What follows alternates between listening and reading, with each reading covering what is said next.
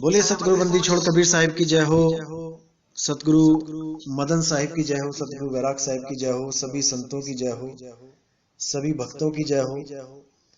साहिब बंदगी सतनाम। तो आज जो हमारा विषय होगा वो सवाल जवाब ही होंगे। बहुत से सवाल जो भगत भाई पूछते हैं उनमें से आज कुछ चुने हुए सवाल है मैं रखूंगा आप लोग के सामने। पहला सवाल है कि क्या कबीर साहब एक आम भगत हैं? यानी कि जैसे आपने देखते आए हो आप इतिहास में कई भगत हुए हैं, भगवानों की पूजा करी, कईयों ने गुरु धारण करके पूजा पाठ किया, कईयों ने बिना गुरु धारण किए भी भगवान से प्रेम किया, पूजा पाठ किया। धन्ना जट भी उनमें से एक नाम है।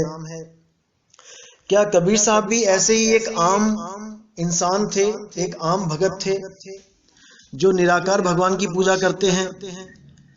क्योंकि गुरु ग्रंथ साहब में कई जगह बताया गया है कि कबीर साहब निराकार की पूजा करते थे और वो भगत थे, दास थे। तो बहुत अच्छा सवाल है, इसके बारे में मैं बहुत विस्तार से बताऊंगा। देखो जी, सबसे पहले तो एक चीज समझ लो कि कोई भी महापुरुष है, कोई भी, वो अपने आप को दास ही कहता है, क्योंकि वो परमात्मा का कार्य करने आया है यहाँ पे। वो अपनी वाहवाही करवाने नहीं आया, वो अपने नाम का डंका बजाने नहीं आया। वो परमात्मा के द्वारा दिया हुआ कार्य को संपूर्ण करने आता है। और जब स्वयं परमात्मा ही आता है एक मनुष्य चोला धारण करके, तब वो अपने आप को कभी भी जाहिर नहीं करता कि मैं कौन हूं। वो अपने आप को दासों का दास, लाला गोला कहलाता है। जैसे हमारे प्रधानमंत्री अपने आप को कई बार भाषण देते हुए चौकीदार कह देते हैं कि मैं देश का चौकीदार हूं। तो वो उनका एक भाव होता है कि मैं आप लोगों का सेवादार हूं, मैं इस देश का सेवादार हूं। लेकिन अगर कोई मूर्ख ये सोच के प्राइम मिनिस्टर ऑफिस में चले जाए, पीएमओ वहां चला जाए और बोले कि मैं चौकीदार से मिलने आया हूं, वो तो चौकीदार है, वो तो भाषण में कहता है कि मैं चौकीदार हूं, और तुमने उनको प्रधानमंत्री बना रखा है। अगर ऐसा कोई बेवकूफ वहां जाके ये बातें बोलेगा तो उसको सब मूर्ख ही कहेंगे। वो अपने आप को कुछ भी बोल सकते हैं, वो कुछ भी बोल सकते हैं अपने आप को, लेकिन हम नहीं बोल सकते। हम नहीं बोल सकते। कबीर साहब क्या चीज हैं ये जगत जानता है, ये हर संत जानता है। संतों की वाणियों में कबीर साहब के बारे में इतना कुछ लिखा है। तो कई लोग कहते हैं कि नहीं, ये सब मिलावटी वाणियां हैं। अरे भाई, क्या सब संतों को केवल कबीर साहब ही दिखाई दिए थे कि उनके नाम की मिलावट करनी है? किसी और संत के नाम पे मिलावट क्यों नहीं हुई? किसी और संत का नाम क्यों नहीं लिया गया? केवल कबीर साहब के नाम पे ही हर चीज हुई। कभी उन्हें ब्राह्मणी का पुत्र बना दिया गया। अरे उस ब्राह्मणी का नाम तो पता कर लो। जब उन लोगों को पता ही था कि ये ब्राह्मणी का पुत्र है, तो भाई उसी वक्त पता करना चाहिए था कौन सी ब्राह्मणी का पुत्र है। कुछ लोग कहते हैं कबीर साहब के माता पिता नीरू नीमा थे, जुलाहे थे। वहां पे भी खंडन किया गया। कुछ लोग कहते हैं कि कबीर साहब की बीवी थी माता लोई। अरे भाई, तो माता लोई उनकी बीवी थी, तो उनकी बीवी के पापा का, मतलब पिताजी का, माताजी का कोई नाम तो बता दो। क्यों आज तक कोई नहीं बता पाया? माता लोई का गांव तो बता दो, कौन से गांव से उनकी पत्नी थी। राम जी का इतिहास पता है, राम जी के दादा परदादा सबके नाम पता है। विष्णु जी का पूरा इतिहास पता है, कौन कौन से युग में आते हैं।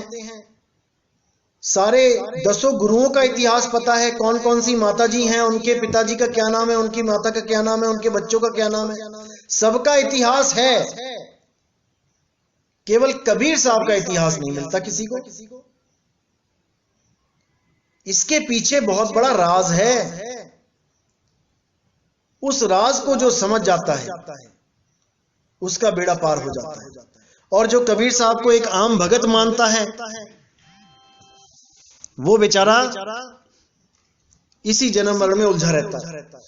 मेरे कहने का मतलब ये नहीं कि आप परमात्मा कबीर साहब को मान के उनकी पूजा करना शुरू कर दो, बिल्कुल नहीं। कबीर साहब के बताए हुए सिद्धांत पे चलना है कि कबीर साहब ने क्या बताया, मुक्ति के लिए क्या जरूरी है, इस पे चलना है। अगर ये सिद्धांत आपको समझ में आ जाता है फिर समझ लो कि आपको 84 में आपको जन्म मरण में डालने वाला कोई नहीं। और अगर ये सिद्धांत नहीं समझ में आता है तो आपको दोबारा आना ही पड़ेगा। और कोई कहे कि बिना गुरु के सिद्धांत समझ में आ जाएगा, भैया वो भी नहीं आने वाला, कभी नहीं आएगा। क्योंकि कबीर साहब का इस दुनिया में आने का मकसद ही ये था कि गुरु परंपरा को अटल बनाना है। और गुरु ही नहीं, सतगुरु परंपरा को। सतगुरु, गुरु तो बहुत हैं, गुरु तो सतयुग द्वापर त्रेता में गुरु ही गुरु हैं, जहां भी नजर मार के देख लो। लेकिन सतगुरु जो शब्द है वो कबीर साहब के द्वारा ही लाया गया इस दुनिया में। सतगुरु यानी सच्चा गुरु। क्योंकि किसी भी काल में किसी भी धर्म में गुरु को झूठा नहीं बोला गया। जब कोई झूठा है ही नहीं तो सत्य यानी सच्चे गुरु का नाम कहां से आ गया भाई। जैसे सूर्य एक है तो कभी कोई नहीं कहता कि सच्चा सूर्य, आज सुबह सच्चा सूर्य निकला। सूर्य तो एक है। कोई नहीं कहता आज सच्चा चांद निकला, चांद तो एक है जो हमें दिखाई देता है। लेकिन गुरु अनेक हैं। राम जी के भी गुरु हैं, कृष्ण जी के भी गुरु हैं, सबके गुरु हैं, लेकिन सतगुरु कोई नहीं है। उस सतगुरु की परंपरा को चालू करने के लिए, चलाने के लिए स्वयं सतपुरुष शब्द गुरु एक इंसानी चोले में आया। उसी को बंदी छोड़ कबीर साहब कहा जाता है, जो आके रामानंद जी के पास रहे और रामानंद जी के पास रहते हुए उन्होंने गुरु जी को भी ज्ञान दिया और सब चेलों को भी ज्ञान दिया। वो ज्ञान कहां से आया उनके पास? जब उन्होंने गुरु धारण कर ही लिया रामानंद जी को, तो इसका मतलब कि उनके पास पहले ज्ञान नहीं था, तभी तो गुरु धारण करेंगे। लेकिन गुरु धारण किया है तो गुरु को ही समझाने लग गए, ऐसा कैसे हो सकता है? क्योंकि भाई वो पूर्ण थे, वो एक रोल प्ले करने के लिए आए थे, यहां पे लीला करने के लिए आए थे, गुरु परंपरा को अटल बनाने के लिए आए थे। जहां पे उन्होंने बहुत कुछ बोला गुरुओं के बारे में कि गुरु मेरे सभी बड़े अपनी अपनी ठौर, शब्द विवेकी पारखी सो माथे का मोर। कौन है वो शब्द विवेकी पारखी? अरे वो भी तो गुरु ही है, उसी को तो सिर पे बैठाना है। शब्द विवेकी पारखी यहां गुरु परमात्मा के लिए नहीं बोला कि परमात्मा शब्द का विवेक करेगा। अरे वो तो स्वयं शब्द है, शब्द का विवेक तो हमने करना है, गुरुओं ने करना है। और जब शब्द विवेकी गुरु आपको मिलेगा तब आपका कल्याण होगा। और इस दुनिया में एकमात्र शब्द विवेकी पारखी गुरु कौन है? वो स्वयं बंदी छोड़ है, जो अपना ही ज्ञान देने आते हैं, शब्द का ही ज्ञान देने आते हैं। वो अपनी जय जयकार करवाने नहीं आते कि मेरी जय करो मैं तब खुश होऊंगा। वो खुश होते हैं जब आप शब्द को ग्रहण करते हो,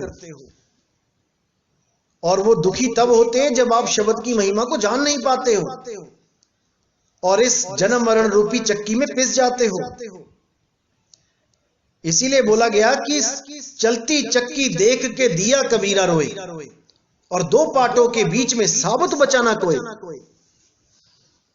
अब ये 2 पार्ट की चक्की चला कौन रहा है, जिसको देख के कबीर साहब रो रहे हैं?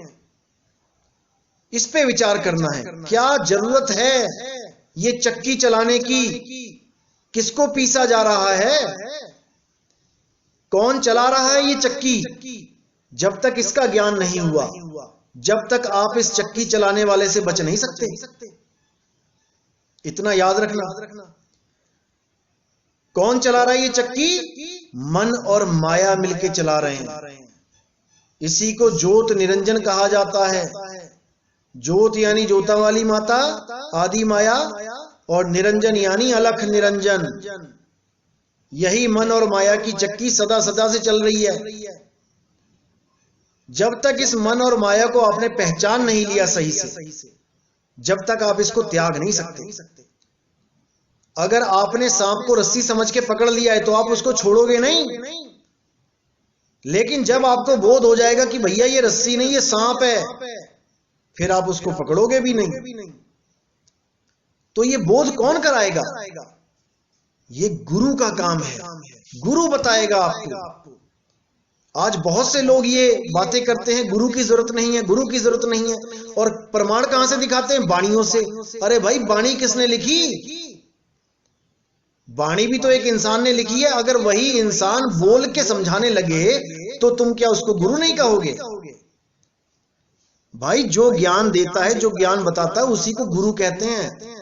और जिसका ज्ञान दिया जाता है उसको सतगुरु कहते हैं, उसको शब्द गुरु कहते हैं। जब तक गुरु आपके जीवन में नहीं आएगा, आपकी आध्यात्मिक यात्रा शुरू नहीं हो सकती। आपको समझ ही नहीं आएगा मैं करूं तो करूं क्या। कभी कोई नाभि में ध्यान लगाने लग जाएगा, कोई श्वासों में सोहम का जाप करने लग जाएगा, कोई हृदय में ध्यान लगाने लग जाएगा, कोई कंठ चक्र में फंस जाएगा, कोई त्रिकुटी में ध्यान लगाने लग जाएगा, कोई ब्रह्मरंध्र में उलझ जाएगा। जा ही नहीं सकते कहीं जब तक सतगुरु विदेही शब्द का बोध ना करा दे, उस परम ज्ञान को ना समझा दे जो दसम द्वार से पार है। नहीं तो ये जितने भी जीव हैं, जितने भी भगत हैं, ये सब दसम द्वार के अंदर की ही साधना करके अपना जीवन बर्बाद करके चले जाते हैं। इसीलिए साहिब ने बोला कि 10 द्वार से आपको निकलना पड़ेगा। कहां जाओगे? कई लोग हमारा सत्संग सुन के कहने लग गए हैं कि आत्मा कहीं आती जाती नहीं है और आत्मा तुम्हारे शरीर के अंदर है। मिक्स खिचड़ी ज्ञान। अरे भाई, अगर तुम्हारे शरीर के अंदर आत्मा है और उस आत्मा से ही तुम्हारा शरीर चल रहा है और आत्मा कहीं आती जाती नहीं, तो वो सदा तुम्हारे शरीर के अंदर ही रहेगी। फिर ये शरीर की एनर्जी क्यों खत्म हो जाती है? ये शरीर क्यों मृत हो जाता है? ये शरीर के फ्यूज क्यों उड़ जाते हैं? अगर वो करंट सदा सदा तुम्हारे अंदर है तो कोई विचार नहीं करता। जैसे किसी बोतल में पानी है और पानी अमर है, पानी ही ताकत दे रहा है बोतल को, तो बोतल में पानी सदा के लिए है तो बोतल तो स्वयं अमर हो गई। जिस जगह स्वयं परमात्मा आके विराजमान हो जाए, वो जगह तो कभी खत्म हो ही नहीं सकती ना भाई, वो तो अमर हो जाएगा। ऐसा ये लोग इसलिए बोलते हैं क्योंकि इन लोगों को अभी यही नहीं समझ में आ रहा है कि तुम्हें एक दिन शरीर छोड़ना पड़ेगा। शरीर में कौन है जो आता जाता है? वो जीव है। जीव आता है शरीर में तो ये शरीर चलता है, जीव चला जाता है तो ये शरीर निढाल होके गिर जाता है। इसीलिए बोला उड़ जाएगा हंस अकेला, उड़ जाएगा हंस अकेला। हंस उड़ जाएगा, कहां उड़ के जाएगा? अगर उसको अपने घर का पता है फिर तो भाई वापस चला जाएगा, और अगर उस हंस को नहीं पता है कहां जाना है तो इन्हीं 10वें द्वारों से 10 द्वारों से अगली जून में चला जाएगा। कोई रोक नहीं सकता उसको। कौन रोक सकता है? शब्द गुरु, वो रोक सकता है। कैसे रोकेगा? जब कोई भेदी सतगुरु आपके जीवन में आके उस शब्द गुरु का लखाव करेगा, तब आप अपनी सूरत को उस शब्द गुरु से जोड़ना शुरू करोगे। और जिस दिन वो आप पे दया कर देगा, आपकी सूरत को उस अचल घर का, उस निज घर का, ज्ञान हो जाएगा, बोध हो जाएगा। ये शरीर निज घर नहीं है, ये कच्ची मिट्टी का शरीर निज घर नहीं है। इस घर के बनने से पहले कहां थे, वो है तुम्हारा निज घर। ऐसे लाखों करोड़ों शरीर छोड़ के आ चुके हो, 84 लाख में भ्रमण करके आ चुके हो। आज कहते हैं लोग कि कहीं आना जाना नहीं है, शरीर में ही ध्यान लगा लो। अरे भाई, अगर इस शरीर से निकलोगे तो दूसरे जन्म में अगर जाओगे तो भाई कोई ना कोई रास्ता तो तय करना ही पड़ेगा। फिर भी तो कहीं से निकल के कहीं जा रहे हो। आज तुम अचल कैसे कह दोगे उसको जो अंदर विराजमान है? जब वो शरीर बनने से पहले इसमें नहीं था तो शरीर छोड़ने के बाद कहां रहेगा? उसको कैसे अचल कह सकते हो आप? वो अचल नहीं है भाई, जीव अचल नहीं है, आत्मा अचल है। आत्मा अडोल न डोलई, गुरुमुख पाए सुहाय। क्योंकि इन लोगों को अभी जीव, शिव और पीव का ज्ञान ही नहीं है, क्योंकि इन्होंने कभी गुरु धारण ही नहीं किया। केवल किताबों में पढ़ पढ़ के, ग्रंथों को पढ़ पढ़ के, उनके शब्द अर्थ देख देख के एक मनमुखी ज्ञान, एक खिचड़ी ज्ञान अपने दिमाग में फिट कर लिया है। अगर कोई गुरु बनाया होता तो जरूर इनको ज्ञान होता कि जीव, शिव और पीव क्या होता है। जब मैं गुरु ग्रंथ साहब की वाणी खोलूंगा जीव, शिव, पीव की, तो परमात्मा शायद इनको सद्बुद्धि दे। तो अगला सवाल जो है वो ये है कि क्या कबीर साहब 120 साल का जीवन जी के दोबारा कभी किसी संत को नहीं मिलने आए? यानी वो दोबारा जो बताया जाता है कि वो आते हैं, संतों को मिलते हैं, ये क्या झूठी बात है? बिल्कुल झूठी नहीं है भाई। आप देखोगे कि बहुत से संतों ने कबीर साहब का जिक्र किया अपने ग्रंथों में, अपने ग्रंथों में उनका जिक्र किया है। तो अगर कबीर साहब नहीं है वो जो उनको मिले हैं, तो भाई उनको ग्रंथ में जिक्र करने की क्या जरूरत पड़ गई? किसी और का जिक्र क्यों ना कर दिया, या फिर खुद को ही परमात्मा क्यों ना घोषित कर दिया, खुद को ही महान क्यों ना बता दिया ग्रंथ के द्वारा कि मैं ही परमात्मा था, मैं ही अवतार लेके आया। केवल कबीर साहब की ही महिमा क्यों गाई सारे संतों ने? इसके पीछे बहुत बड़ा राज है, लेकिन ये आम आदमी को समझ में नहीं आता, क्योंकि उनके दिमाग में वही रंग चढ़ा है जो पुराने बुजुर्गों ने चढ़ा दिया है। इसलिए इसको विस्तार से समझना पड़ेगा।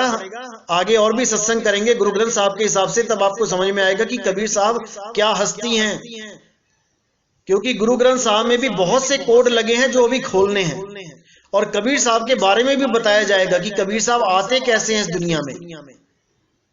क्योंकि लोग समझते हैं कि वो गर्भ से आते हैं, वो कभी गर्भ से नहीं आते भाई। ना हम लीना गर्भ बसेरा, बालक होए दिखलाया। इसका प्रमाण गुरु ग्रंथ साहब में भी दिया जाएगा, आपको तब समझ में आएगा। तो कई लोग कहते हैं कि क्या कबीर बीजक ही सबसे पवित्र ग्रंथ है, यानी कि बहुत इंपॉर्टेंट ग्रंथ है जिसमें मिलावट नहीं है, बाकी ग्रंथों में मिलावट है? ये बिल्कुल गलत है। देखो जी, संतों की वाणियां जो होती हैं वो बहुत रहस्यमयी वाणियां होती हैं, उनमें कोड लगे होते हैं। जब तक उन कोड को खोलने वाला कोई नहीं खोलेगा, ये बिल्कुल उसी दरवाजे की तरह है जैसे खुल जा सिमसिम वाला दरवाजा था। वो दिखने में तो दरवाजा है, लेकिन वो खुल नहीं सकता। उसको देख तो सकते हो आप, लेकिन उसको खोल नहीं सकते। इसी प्रकार संतों की वाणियों में जो शब्द होते हैं, उन शब्दों को आप देख सकते हो, पढ़ सकते हो, समझ भी सकते हो, लेकिन उन कोड को आप, उस भाव को आप नहीं जान सकते कि वो किस भाव में बोली गई है, उसके पीछे रहस्य क्या है, उनको आप नहीं जान पाए। तो एक एक कोड खोले जाएंगे। और कुछ लोग कहते हैं कि बहुत से ग्रंथों में मिलावट है, जैसे गरीबदास जी के ग्रंथ में भी मिलावट है। कोई कहता है 50%, कोई कहता है 70%, कोई कहता है 90%। अरे भाई, गरीबदास जी के ग्रंथ में जो मिलावट करने जा रहा था ना, उसको लकवा मार गया था। अगर आपको इतिहास नहीं पता, छुड़ानी धाम जाके पूछो। जो भाई वहां पे ग्रंथ साहब में मिलावट करने जा रहा था, उसको लकवा मार गया था। और गुरु ग्रंथ साहब में भी जो मिलावट करने जा रहा था, जहां पे लिखा है कि मिट्टी मुसलमान की पेड़े पई कुम्हार, वहां पर ग्रंथ साहब में मिलावट करी गई थी एक शब्द की, लेकिन उसको होने नहीं दिया गया। वहां मिट्टी मुसलमान की जगह मिट्टी बेईमान की लिख दिया गया था, वहां पढ़ा गया था राजा के सामने। तो उस सिख भाई का नाम ही काट दिया गया सिखों में से कि ये हमारा गुरसिख नहीं है, इसने मिलावट करने की कोशिश करी।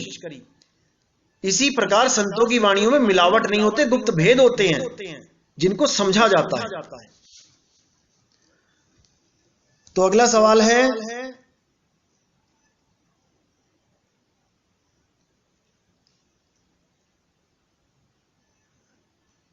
क्या मीराबाई को परमात्मा नहीं मिला था? क्योंकि गुरु ग्रंथ साहब में सब संतों की वाणियां ली गई, लेकिन मीराबाई की वाणियां नहीं ली गई। एक भाई का सवाल था। तो भाई ऐसा बिल्कुल नहीं है, ऐसा बिल्कुल नहीं है कि केवल जो ग्रंथ साहब में जिन संतों की वाणियां हैं कि उन्हीं को मुक्ति मिली, बाकियों को नहीं मिली। ऐसा बिल्कुल नहीं है। बहुत से ऐसे संत हैं, बहुत से, जिनकी वाणी गुरु ग्रंथ साहब में दर्ज नहीं है। तो क्या उन संतों को हम अधूरा मान लें? जो पार ब्रह्म की वाणी बोलते हैं, जो परमात्मा का साक्षात्कार जिन्होंने किया है, क्या हम उनको अधूरा मान लें? ऐसा नहीं होता भाई। बहुत सी ऐसी खबरें होती हैं जो अखबारों में नहीं छपती हैं। तो क्या जो अखबार में नहीं छपी वो क्या खबर नहीं है? क्या वो असलियत नहीं है? ऐसा बिल्कुल नहीं है भाई। गुरु ग्रंथ साहब में उस समय के संतों की वाणियां ली गई थी, लेकिन मीराबाई की वाणी नहीं ली गई। इसका मतलब ये नहीं कि वो मुक्त नहीं हुई या उसको परमात्मा नहीं मिले। वो तो स्वयं रविदास जी की शिष्य थी, जिसकी वाणी स्वयं ग्रंथ साहब में है। जब रविदास जी को आप मुक्त मानते हो, तो क्या रविदास जी के शिष्य मुक्त नहीं होंगे? बहुत से लोग ये बोलने लग गए हैं कि लेडीज को मुक्ति नहीं मिलती। औरत की किस्मत में मुक्ति नाम का अक्षर ही नहीं है, भक्ति नाम का अक्षर ही नहीं है। तरस आता है उन लोगों पे।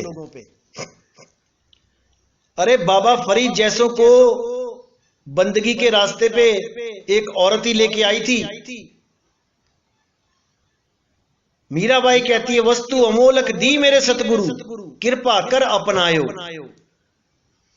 अरे वो प्रमाणित कर रही हैं, वस्तु अमोलक दी मेरे सतगुरु, मेरे सतगुरु ने मुझे वस्तु दे दी है।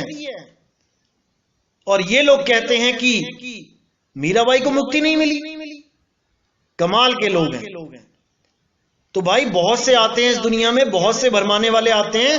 लोगों का काम है भरमाना, लेकिन अगर आप दृढ़ नहीं हो तो 100% भरम जाओगे। मैं कहता हूं 1000 बार कोई कहता रहे आपका 2000 का नोट देख के कि ये नकली है, नकली है, नकली है, लेकिन अगर आपको पहचान पता है नोट की और आपने परख लिया है अपने नोट को, तो किसी के कहने से वो नोट नकली नहीं हो जाता। इसीलिए मैं बार बार कहता हूं, जल्दबाजी मत करो इस पंथ में आने की, पहले ज्ञान को अच्छी तरह समझ लो। अगर आपने ज्ञान को अच्छी तरह समझ लिया और विवेक लगा के विचार करके समझ लिया कि ये पूर्ण सत्य है, उसके बाद 1000 बार कोई कहता रहे ये नकली है, नकली है, नकली है, लेकिन आप विचलित नहीं होना चाहिए आपको। और अगर आप विचलित हो जाते हैं तो यकीन मानना आप इस पंथ के लायक ही नहीं हो, आप जल्दबाजी में ही आए हो। और मैंने हमेशा जल्दबाजी वालों को सदा मना किया है कि मत आओ। जल्दबाजी का इस पंथ में कोई काम नहीं है। देर आओ, दुरुस्त आओ, पक्के पैर आओ, पक्का घड़ा होके आओ। कच्चे घड़े में पानी नहीं टिकता, फूट जाओगे, कोई फायदा नहीं होगा। तो अच्छी तरह समझना है, एक एक चीज को, हर चीज पे विचार करना है। सत्य सत्य का निर्णय आपने करना है। कोई और नहीं आके निर्णय करके देगा कि ये सत्य है या असत्य है। आपको परमात्मा ने बुद्धि विवेक बख्शा है। आपने पूरी लगन से, पूरे विवेक से हर चीज को समझना है, क्योंकि ये एक जन्म है आपके पास, ये बार बार नहीं मिलेगा। कोई कहे बार बार मिल जाएगा, ऐसा नहीं है। एक बार ये जन्म मिला है, इसी में हमने बाजी मारनी है। अगर इसमें बाजी हार गए तो भाई 1,84 में जाना पड़ेगा। तो आज का सत्संग यही समाप्त करते हैं और कल 5:30 बजे फिर मिलेंगे। साहिब बंदगी सतनाम।